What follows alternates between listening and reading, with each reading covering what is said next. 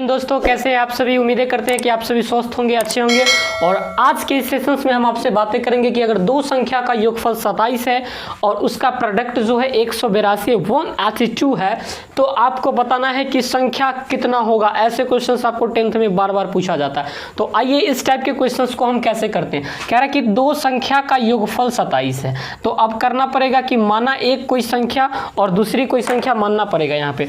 तो मान लेते हैं कि माना प्रथम संख्या क्या है, प्रथम संख्या हमने मान लिया कि प्रथम संख्या कितना है, x है।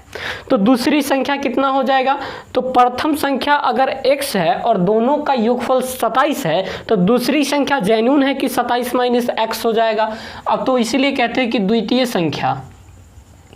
द्वितीय संख्या कितना हो जाएगी, तो 27 माइनस का x हो जाएगा।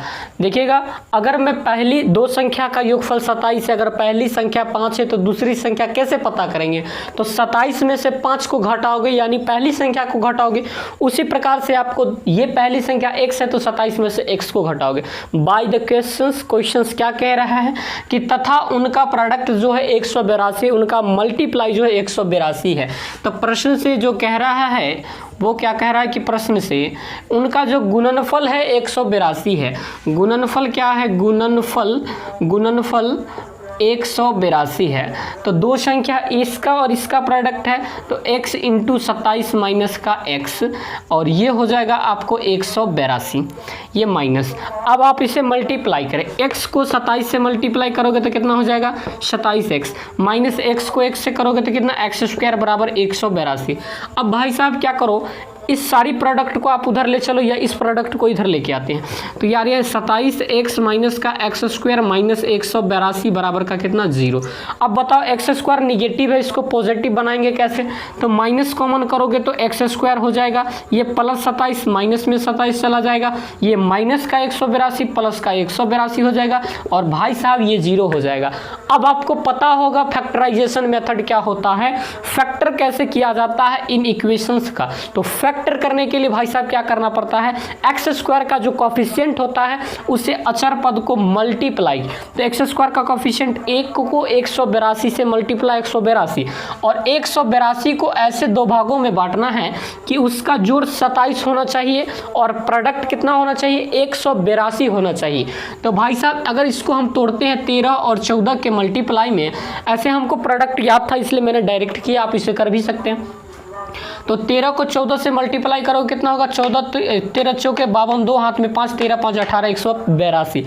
अब इसको आप फॉर्मेशंस में प्लस कैसे करोगे, तो भाई साहब x² माइनस का 14 x माइनस का 13 x plus 182 is equal to 0। अगर मैं इसको थोड़ा सा और तोड़ने की कोशिश करूँ, x कॉमन करूँ इस तो x माइनस का 14, यहाँ दोनों में क्या कॉमन है तो माइनस का 13, तो x माइनस का 14 बराबर का कितना 0। अब भाई साहब जरा सुनो, x माइनस 13 यहाँ पर क्या रहा x माइनस का 13 और एक फॉर्मेशन है x माइनस का 14, x माइनस का 14 इज इक्वल टू कितना 0। तो एक बार इसको 0 एक बार इसको 0, that means x minus 13 is equal to 0, that means x is equal to 13 and x minus 14 is equal to 0, तो x इज इक्वल टू 14।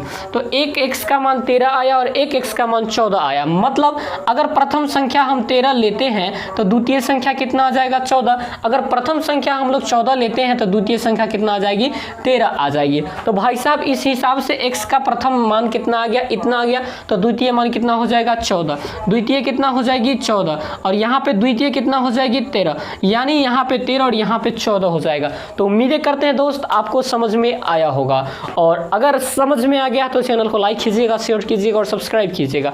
तो मिलते हैं फिर नई वीडियोस के साथ, नए क्वेश्चंस के साथ। तब तक के लिए आप सभी को धन्यवाद। एक बार इसे रीड करेंगे। Thank you very much.